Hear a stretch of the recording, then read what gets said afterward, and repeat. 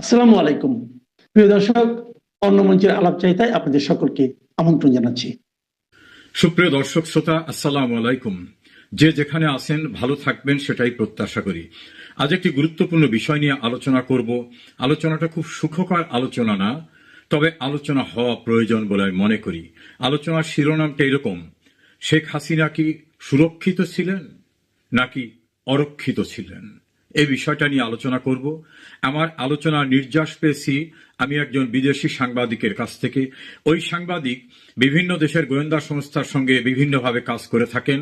এভাবে তার কাছ থেকে প্রাপ্ত তথ্যপত্রের ভিত্তিতে আমি একেবারে নির্যাস ততটুকু নিয়ে কথা বলতে চাই। বিস্তারিত আলাপ করা যাবে না এই ভিডিও কন্টেন্টসের মধ্য থেকে। তিনি আমাকে সিম্পলি বলেছেন যে prime minister Sheikh Hasina survive miraculously. এর বাংলা দাঁড়ায় অলৌকিকভাবে শেখ হাসিনা বেঁচে গেছেন, খুব স্বাভাবিকভাবে তার বেঁচে যাবার কথা ছিল না।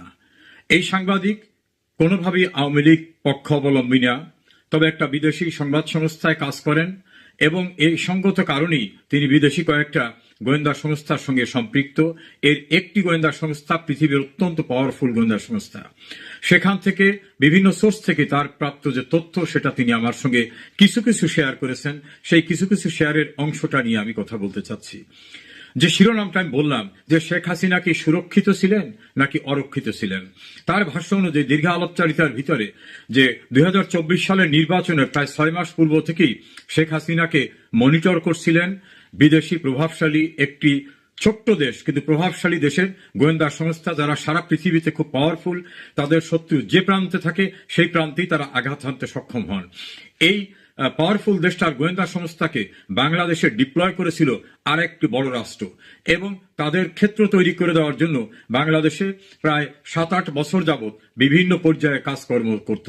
তাদের একটা দাপ্তরিক অফিস খোলা হয়েছিল। সেই অফিসটা ছিল একটা বিজনেস অফিসের নামে। এই বিজনেস অফিসটা সত্যি কিছু বিজনেসের কাজ করত, পোশাক রপ্তানি, অন্যান্য মাল আমদানি, ব্যাংক, বিভিন্ন হিসাব নিকাশ করে একটা মাল্টি ন্যাশনাল কোম্পানি, এবং তাদের চমৎকার একটা অফিস ছিল। তবে সেই অফিসের কাজকর্ম হতো গ্রাউন্ড ফ্লোরে, আর উপরের ফ্লোরগুলো বিভিন্ন গুরুত্বপূর্ণ ব্যক্তিত্বের আসা যাওয়া, এবং বিভিন্ন সময় তারা ডিপ্লোম্যাটিক যে ক্লাব সেই ক্লাবে বসতেন। তবে ক্লাবে তাদের খুব আলাপ আলোচনা হতো না। যেসব বিষয়গুলো নিয়ে আমার কাছে জানতে চেয়েছেন যে শেখ হাসিনা কতটা সুরক্ষিত ছিলেন, প্রথম কথা তিনি বলছেন শেখ হাসিনা প্রতি মুহূর্তে তার ঘনিষ্ঠ মন্ত্রী, দলীয় কর্মী এবং অন্যান্য যারা ঘনিষ্ঠ ব্যক্তিবর্গ প্রশাসনের, তাদের সঙ্গে কথা বলতেন। সেই সমস্ত কথাগুলি মনিটর হতো। এই মনিটরিং এর ক্ষেত্রে সবচেয়ে গুরুত্বপূর্ণ জায়গা ছিল টেলিকমিউনিকেশন মনিটরিং সেন্টার। এই মনিটরিং সেন্টারে অতি সূক্ষ্ম কিন্তু হাই পাওয়ার টেকনোলজি সম্পন্ন চিপস তাদের লাগানো ছিল। পরে শেখ হাসিনা এবং তার ঘনিষ্ঠ মন্ত্রী, এমপি, দলীয় নেতা বা প্রশাসনের লোক, এমনকি তার আত্মীয় স্বজনের সঙ্গে তার যত প্রকারের কথা হতো সমস্ত কথাগুলোকে তারা মনিটর করতেন এবং সেগুলো রেকর্ড হয়ে যেত। আর বাংলাদেশের টেলিকমিউনিকেশন মনিটরিং সেন্টার এমন সূক্ষ্ম প্রযুক্তিকে কোনোভাবেই কখনো মনিটর করতে পারেননি। মাঝে মধ্যে ছোট ছোট সাউন্ড হলেও তারা ধরে নিয়েছেন যে এখানকার যে মেশিন সেই মেশিনের কর্মকাণ্ডের সাউন্ড। এবং এই ক্ষেত্রে ওই অফিসে ডিপ্লয় করা হয়েছিল খুবই এক্সপার্ট টেকনিক্যাল একাধিক স্টাফকে, যে স্টাফগুলি কখনোই আওয়ামী লীগের রাজনীতি করে না, কিন্তু দৃশ্যমানভাবে তারা আওয়ামী লীগের টেলিকমিউনিকেশন, শ্রমিক ইউনিয়ন, অন্যান্য ইউনিয়নের কর্মকর্তা হিসাবে বিভিন্ন সময় আবির্ভূত হয়েছেন, এবং একাধিক অফিসার সেখানে ডিপ্লয় করা ছিল। কখনোই তারা এই বিষয়টা কাজ করতে পারেনি। দ্বিতীয় মনিটরিং হয়েছে প্রধানমন্ত্রী বাসভবন এবং তার অফিসের যে সকল দপ্তরগুলোতে তিনি বসতেন, সেই সকল দপ্তরের সকল টেবিলে, সকল জায়গায় যিনি তিনি মুভ করতেন, সব জায়গায় অত্যন্ত হাই পাওয়ার টেকনোলজির এই চিপস গুলো লাগানো ছিল। ফলে তার সমস্ত অ্যাক্টিভিটিস গুলো তারা অনুসরণ করতে পারতেন। তৃতীয়, তার গাড়িতে এবং তার যে গাড়ির গ্যারেজ, যেখানে যেখানে প্রধানমন্ত্রীর গাড়ি রাখা হয়, সেই গ্যারেজে ক্লিনিং এর দায়িত্বে যারা ছিলেন, ড্রাইভিং এর দায়িত্বে যারা ছিলেন, ঝাড়ু দেওয়ার দায়িত্বে যারা ছিলেন, ড্রাইভার থেকে শুরু করে বিভিন্ন পর্যায়ে, এদের বিভিন্ন পর্যায়ের লোকদের ভিতরে উনি এক্সাক্ট না বললেও বোঝা যায় তাদের ম্যানেজ করে বিভিন্ন জায়গায় এই চিপস গুলো তারা সেট করে রাখতেন।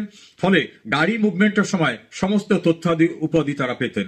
প্রধানমন্ত্রীর মুভমেন্টের জন্য যে সকল যন্ত্রপাতি ব্যবহার করত সরকারি গোয়েন্দা সংস্থা থেকে, সেখানে তাদের লোক ডিপ্লয়েড ছিল, কেউ কর্মকর্তা না, ছোট্ট লেভেলের, কিন্তু তাদের সঙ্গে যে চিপস ব্যবহার করা হতো সেই চিপস থেকে কমিউনিকেশনটা সম্পূর্ণরূপে তারা রাস্তায় কোন জায়গায় কখন প্রধানমন্ত্রী আছেন, কোথায় যাচ্ছেন, পথে কি প্রোগ্রাম আছে, সমস্ত কিছু তারা মনিটরিং করতে পারতেন। প্রধানমন্ত্রীর নিজ কার্যালয়ে যে ফাইলগুলো ব্যবহার করত, অর্থাৎ হার্ড যে ফাইলের ভিতর থাকে পেপার দিয়ে ফাইলটা তার সঙ্গে উপস্থাপন করা হতো, এই হার্ড ফাইলগুলোর ভিতরে সূক্ষ্ম পেপারের একেবারে দৃশ্যমান হবে না এমন চিপস ব্যবহার করা হতো, তার টেবিল চেয়ার থেকে শুরু করে। দেন তিনি যে সকল প্রোগ্রামগুলো যেতেন, যেখানে ইভেন্ট ম্যানেজমেন্ট চেয়ার টেবিল তৈরি করত, এই চেয়ার টেবিল তৈরির ইভেন্ট ম্যানেজমেন্টের ভিতর যারা ছিলেন, সেখানে কর্মচারীদের ভিতরে তারা বিভিন্নভাবে প্রভাব বিস্তার করে সেখানেও চিপসের ব্যবহার করতেন, যেটা প্রধানমন্ত্রীর নিরাপত্তা বলয়ের দায়িত্বে যারা আছেন তাদের যে মেটাল ডিটেক্টর, যেটা দিয়ে তারা পরীক্ষা করেন, এই ডিটেক্টরে কখনোই সেটা চিহ্নিত হবে না। মাঝে মধ্যে ন্যূনতম সাউন্ড হলে তারা ধরে নিতেন যে এটা টেকনিক্যাল ডিফিকাল্টিস। এভাবে প্রধানমন্ত্রীর নিজ বাসভবন, তার অফিস, সংসদীয় অফিস, সংসদের যে চেয়ারে তিনি বসতেন, এবং তার যে বাড়ি টুঙ্গিপাড়া এবং 32 নম্বরে বঙ্গবন্ধু ভবন, এর সর্বত্র হাইলি টেকনোলজির দ্বারা সম্পূর্ণরূপে কাভার করে ফেলেছিল এই গোয়েন্দা সংস্থাটা, যাতে তার অ্যাক্টিভিটিস, তার আলাপ আলোচনা পাওয়া যায়।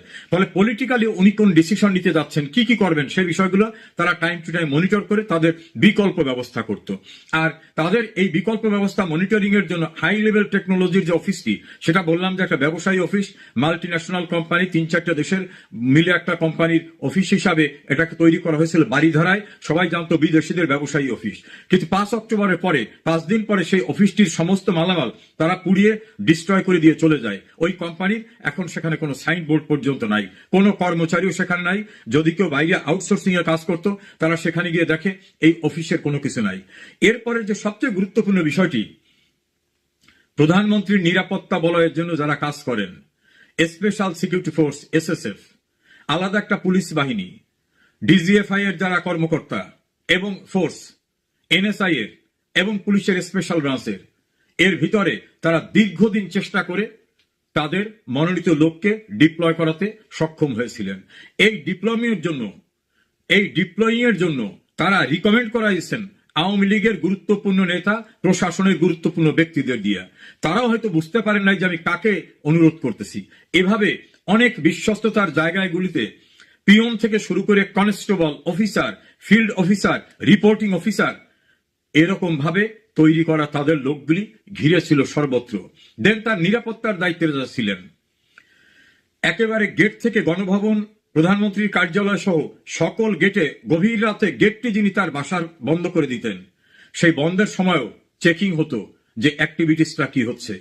আর বাংলাদেশে মেটাল ডিটেক্টর দিয়ে যেগুলো চিহ্নিত করা হয়, ডিটেক্ট করা হয়, সেগুলি এত মান্ধাতামূলের, এবং সেগুলো যারা অপারেট করেন তারা ক্ষুদ্র একটি শব্দ হলেও সেটা যে আরো ডিটেক্ট করা দরকার, সেটা কখনো তারা কল্পনাও করতে পারেননি।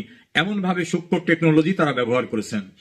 প্রধানমন্ত্রীর ব্যক্তিগত ব্যবহার্য যেসব এরিয়া, সেই এরিয়া পরিষ্কার পরিচ্ছন্নতার দায়িত্বে যারা ছিলেন, তাদের মধ্য দিয়েও তারা বিভিন্ন জায়গায় বেসিনের নিচ প্রান্তে, টেবিলের নিচ প্রান্তে, টয়লেটের নিচে, এমন সব জায়গায় বিভিন্নভাবে ডিভাইস সেট করেছেন, যেটা শুনলে অবাক হওয়ার মতো কথা।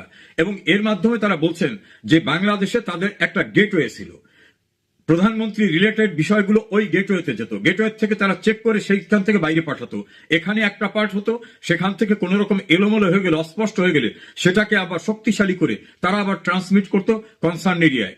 এভাবে প্রধানমন্ত্রীর সমস্ত বলয়গুলি তাদের টেলিকমিউনিকেশন মনিটরিং এর আওতায় তারা নিয়ে আসে। দ্বিতীয় নিয়ে আসে NSI, DGFI, special security force, president guard regiment এবং প্রধানমন্ত্রীর কার্যালয়ে যারা অন্যান্যভাবে দায়িত্ব পালন করেন। তার ভাষ্য মতে এর গুরুত্বপূর্ণ অনেকেই সরাসরিভাবে সহায়তা করেছে শেখ হাসিনা বিরোধী আন্দোলনে এবং তার মুভমেন্টে। নেক্সট, যারা বিভিন্ন কারণে তার উপর অখুশি, হয়তো একজন সচিবকে গুরুত্বপূর্ণ পদায়ন হয়নি, একজন সামরিক কর্মকর্তা গুরুত্বপূর্ণ পদায়ন পাননি, পুলিশ কর্মকর্তা পাননি, NSI কর্মকর্তা পাননি, একজন নমিনেশন পাননি, এই সকল ব্যক্তিদের সঙ্গে বিভিন্নভাবে সম্পর্ক গড়ে তুলে গদগদ করে তারা সমস্ত কথা বলে দিচ্ছেন। কোথায় কি সমস্যা আছে, কি কি হচ্ছে, সমস্ত তথ্যপত্র তাদের কাছ থেকে নিয়েছেন। এবং তাদের কাছ থেকে যে তথ্যপত্র নিয়েছেন, তারা হয়তো কল্পনাও করেনি যে তার যে কথোপকথন, এই সমস্ত কথোপকথনটা যিনি কথোপকথন করছেন তিনি নিজেকে হয়তো পরিচয় দিচ্ছেন ইন্ডিয়ান একটা বিশেষ সংস্থার, রাশিয়ান বিশেষ সংস্থার, আমেরিকার বিশেষ সংস্থার, অথবা অমুক দেশের তিনি বাংলাদেশের এজেন্ট। বিভিন্নভাবে সব কথোপকথনগুলো তিনি রেকর্ড করে নিয়েছেন এবং তার প্রতিপক্ষ যারা তারা আবার কি বলে সেই বিষয়গুলো তারা তথ্যপত্র সেখান থেকে সংগ্রহ করেছেন। প্রধানমন্ত্রীর বিভিন্ন দপ্তরে, সেনাবাহিনীতে, ডিজিএফআই, এনএসআই, পুলিশে যারা বিভিন্ন সময় কাজ করে রিটায়ার্ড হয়ে গেছেন তাদের সঙ্গে সখ্যতা গড়ে তুলে সেখান থেকে তথ্যপত্র সংগ্রহ করেছেন। যে সকল মন্ত্রী এমপিরাও নানাভাবে কষ্ট পেয়েছেন বলে মনে করেন সেই ব্যক্তিদের কাছ থেকেও তথ্যপত্র তারা সংগ্রহ করেছেন। আর প্রধানমন্ত্রীর কার্যালয়ে ফুল টাইম নিরাপত্তার দায়িত্বে যারা ছিলেন সেখানে সুকৌশলে তাদের লোককে তারা প্রবেশ করিয়েছিলেন এবং তার ভাষ্যমতে 5 আগস্টের প্রায় 2 সপ্তাহ পূর্বে স্নাইপার গণভবনে প্রবেশ করেছিল। এই স্নাইপার দিয়ে প্রতি মুহূর্তে দূর দূরান্তে সবকিছু মনিটর করা হতো এবং সেই মনিটরিং যে রেকর্ডটা, সেই রেকর্ডটা আবার কনসার্ন যারা ডিপ্লয় করেছে তাদের কাছে চলে যেত। এভাবে গণভবনটাকে, প্রধানমন্ত্রীর কার্যালয়কে এবং তিনি যেখানে প্রোগ্রাম করবেন সবটাকে মনিটর করা শুরু হলো নির্বাচনের 6 মাস পূর্ব থেকে এবং নির্বাচনের পরে বেপরোয়াভাবে এই কাজগুলি করেছে। আর পলিটিক্যাল এরিনার লোকরা যাতে ঘনিষ্ঠ হতে না পারে সেজন্য সুকৌশলে প্রশাসনের বিভিন্ন বাহিনীর তাদেরকে প্রাধান্য যাতে থাকে সেজন্য তাদেরকে উদ্বুদ্ধ করা হয়েছে।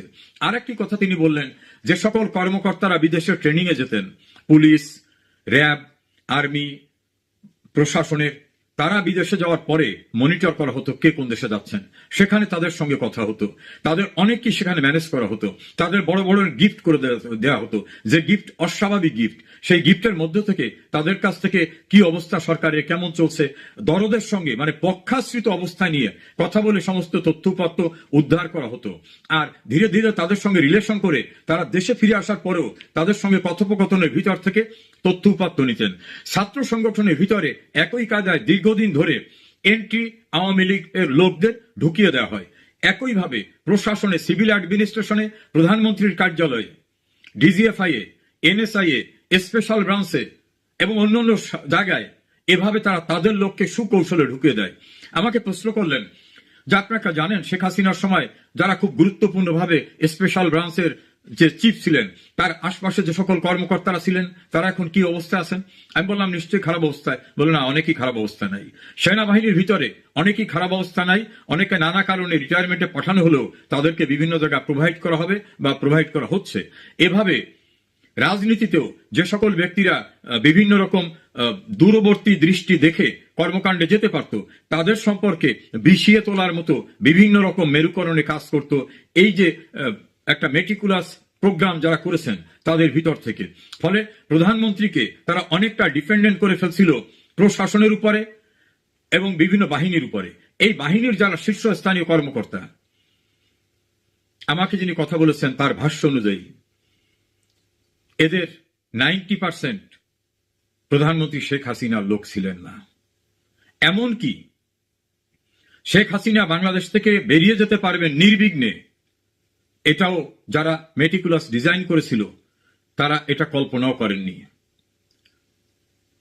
শেখ হাসিনাকে কোনোভাবেই দেশের বাইরে যেতে দেওয়া হবে না, তাকে ক্ষমতা থেকে এবং সহজ সরল ভাষায় বলা যায় দুনিয়া থেকে সরিয়ে দেওয়া হবে। আর তিনি চলে যাওয়ার পর কে কি করছে এটা তো জানার বিষয় না, এমন পরিকল্পনা ছিল। সে কারণে তিনি রিপিটেডলি বলছেন যে survival of Sheikh Hasina was meticulous and by the blessing of creator. তার ভাষায় ক্রিয়েটর, আমি বলবো যে আল্লাহর রহমতে অলৌকিকভাবে শেখ হাসিনা বেঁচে গেছেন। আরেকটা জিনিস তিনি বললেন যে উনি দীর্ঘদিন ক্ষমতায় থাকায় ওনার নিরাপত্তা বলয়, বিশেষ করে রাজনৈতিক নিরাপত্তা, প্রশাসনিক নিরাপত্তা, বিভিন্ন বাহিনীর নিরাপত্তা, এগুলোকে উনি ছেড়ে দিয়েছিলেন। কোনো বিশেষ কেয়ারিং হয়নি, পরীক্ষা নিরীক্ষা হয়নি যে যে লোকটি বিদেশে যাচ্ছে তার সঙ্গে কার কথা হয়, ওনার সিকিউরিটির দায়িত্বে যারা আছে ওর টেলিফোনে কোথায় কার সঙ্গে কথা হয় সেগুলো কি কখনো মনিটর হয়েছে? ওনার অফিসে গুরুত্বপূর্ণ পদে সিভিলে যারা আছে তার ফ্যামিলি মেম্বাররা তাদের টেলিফোনে কার সঙ্গে কথা বলেন, তার বাসায় কারা বেড়াতে আসেন, তারা কার বাসায় যান সেখানে কি আলাপ আলোচনা হয়, তাদের কি মাইক্রোস্কোপিক ওয়েতে খেয়াল করা হতো? উনি বিশ্বাস করেছেন, বিশ্বাসের উপর রেখেছেন। এই বিশ্বাসীরাই যখন ঘাতকের ভূমিকা অবতীর্ণ হয় তখনই কিন্তু তাদেরকে বলা হয় বিশ্বাসঘাতক। তার ভাষ্যমতে শেখ হাসিনা অলৌকিকভাবে বেঁচে গেছেন। আর যদি আধা ঘন্টা দেরি হতো তাহলে যে হেলিকপ্টারে উনি উড্ডয়ন করেছিলেন সেই হেলিকপ্টারও ভূপাতিত হয়ে যেতে পারত, এটাই স্বাভাবিক ছিল। আর স্নাইপার নিয়ে যারা ছিল তারা স্নাইপার দিয়ে শুধু ছবি তোলার জন্য ছিল না, স্নাইপারের মাধ্যমে তারা কাজ করার জন্য ট্রেইনড আপ ছিল।